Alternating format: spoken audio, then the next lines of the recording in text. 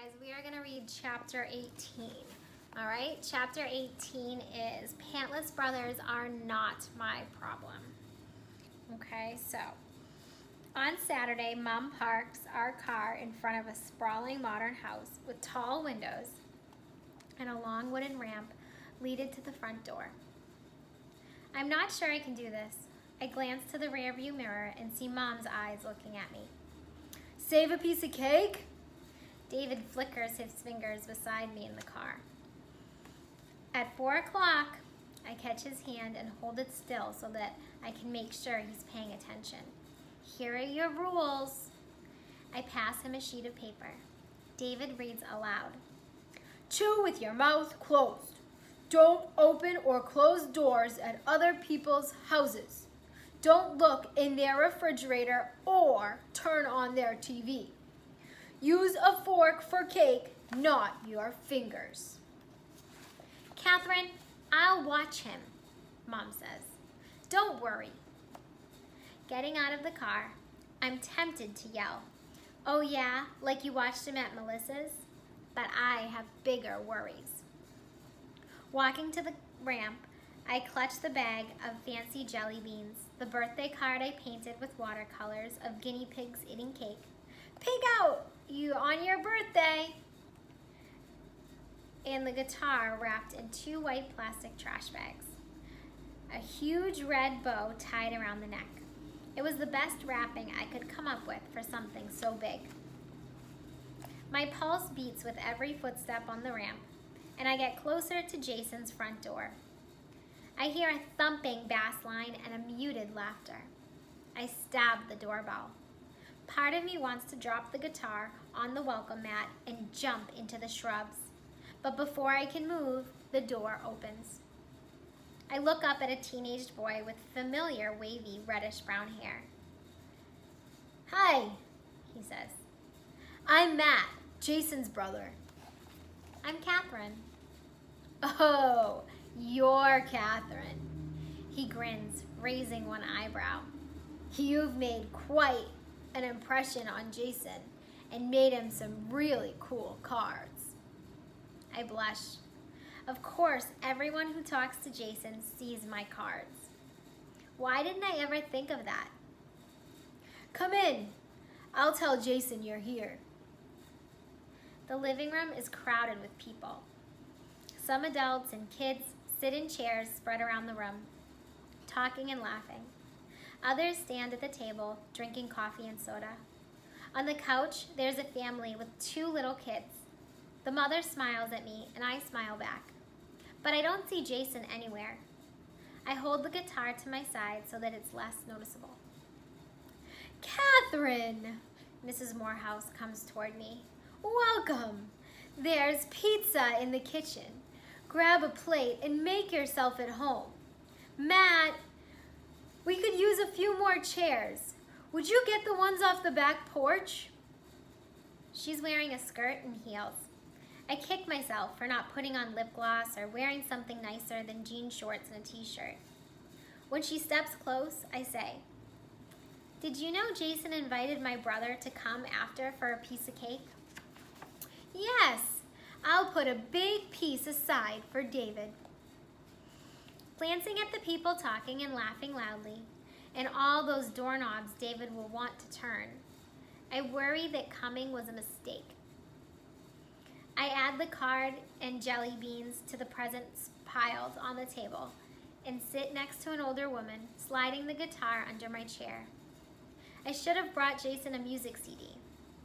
I swallow, imagining him opening up a beat-up guitar in front of all of these people.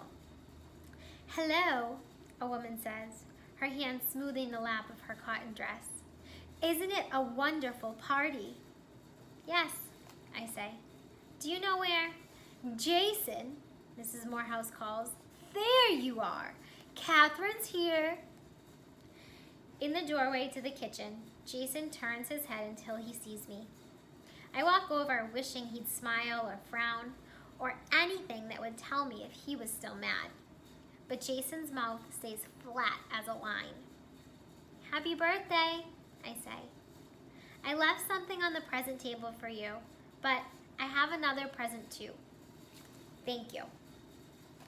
I tap secret, and Jason moves his hand away from the book so that I can turn the page. I tap, I want, open, present. I reach into my short pocket and pull out together. On the card, I drew myself sitting on the red bench and Jason beside me in the wheelchair. I'm sorry. Jason smiles. Me too. Come with me. He gestures to the hallway and I slide the guitar out from under the chair. Following him, I hold the guitar behind my back, counting 4 doors for David to open before Jason goes through a doorway. A shiver passes between my shoulder blades. Though there's a house full of people down the hall, it feels sneaky and wrong to step into a boy's bedroom.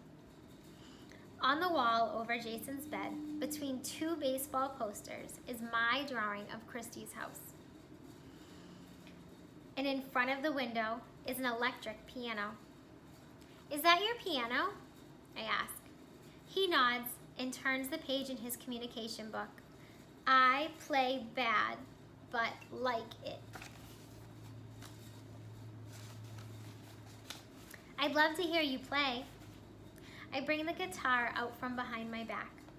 Sorry about the wrapping, but I couldn't really disguise it.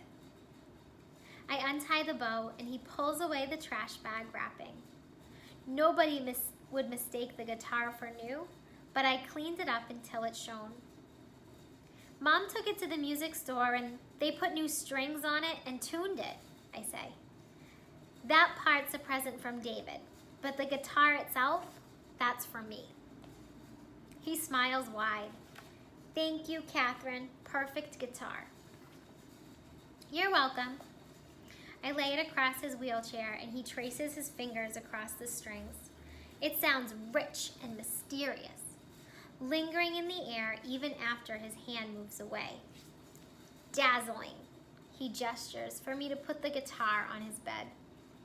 I take the guitar from him and set it on his pillow. Behind me, I hear Jason cross the room to the window. Music startles me. I spin around to see Jason's shoulders bowed forward and his hands reaching over his wheelchair tray to the keyboard. I walk over to look closer at his fingers.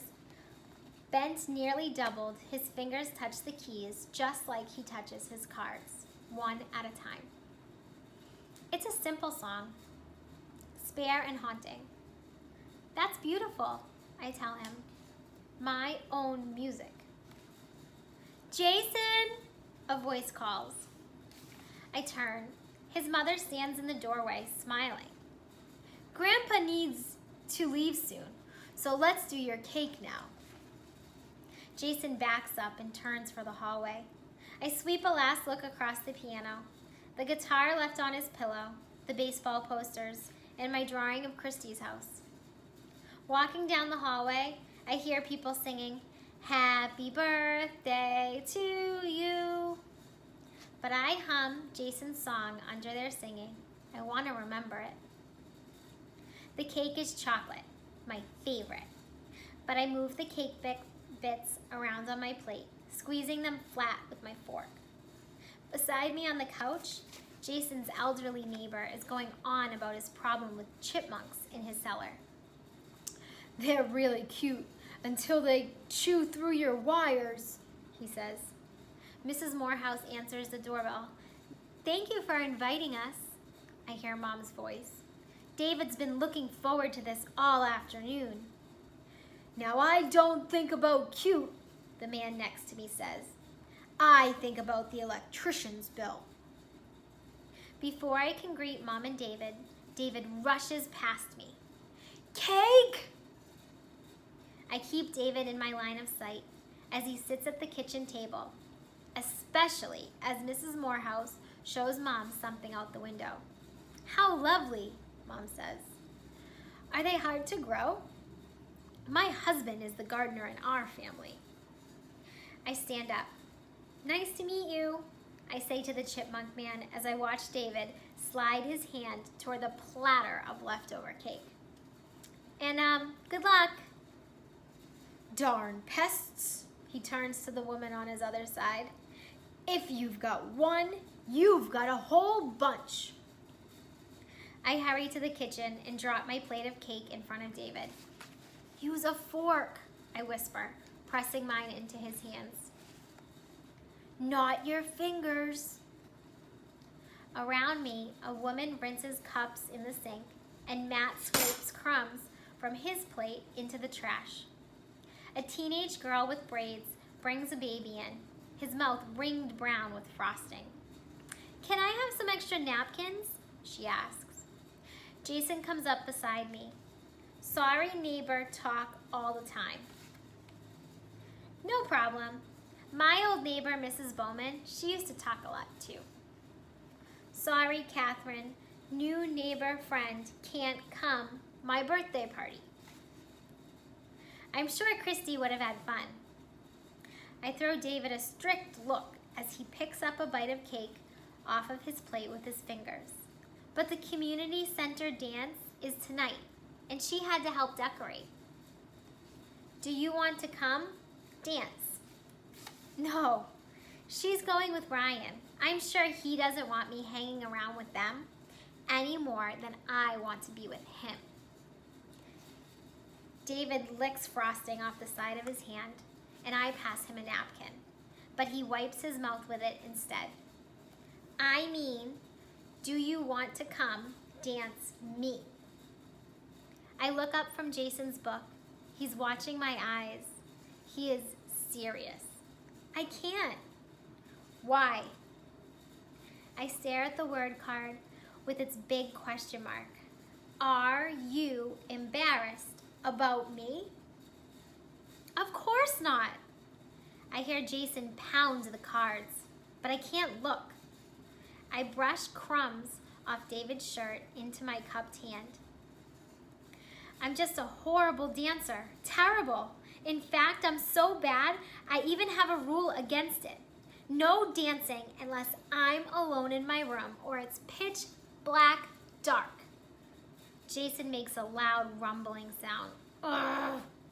Rule, stupid excuse. My breath catches. Everyone in the kitchen has stopped to look at us, except David, who pushes right past my chair. My rules aren't stupid, I say quietly, or excuses. Yes, excuse. I just like music. He scowls. And you. Ramming the joystick forward, Jason whirls out of the kitchen past David, opening a cupboard door.